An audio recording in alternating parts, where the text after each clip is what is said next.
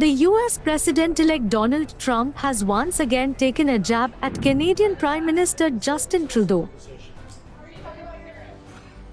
Following Trudeau's announcement on 6 January that he would step down as Prime Minister and leader of the Liberal Party once a successor is chosen, Trump used the opportunity to renew his controversial proposal for Canada to merge with the United States and become its 51st state.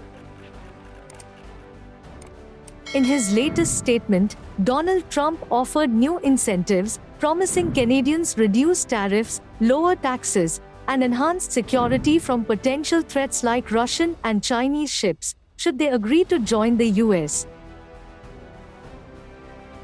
Taking to social media, Trump said, "Many people in Canada love being the 51st state.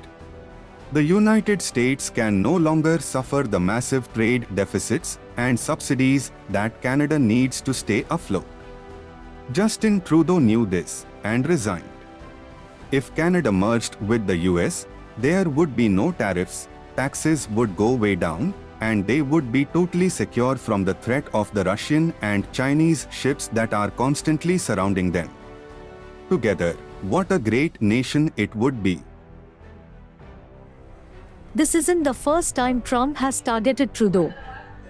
The president-elect has repeatedly mocked him since imposing a 25% tariff on Canadian and Mexican imports, citing their failure to control illegal immigration and drug trafficking.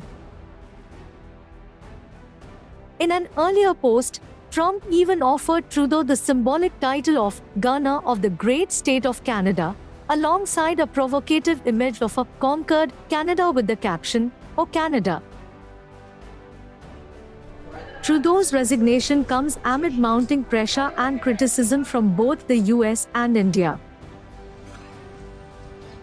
During his announcement, Trudeau confirmed his decision to step down and revealed that he had requested the president to prorogue parliament until a new leader is chosen.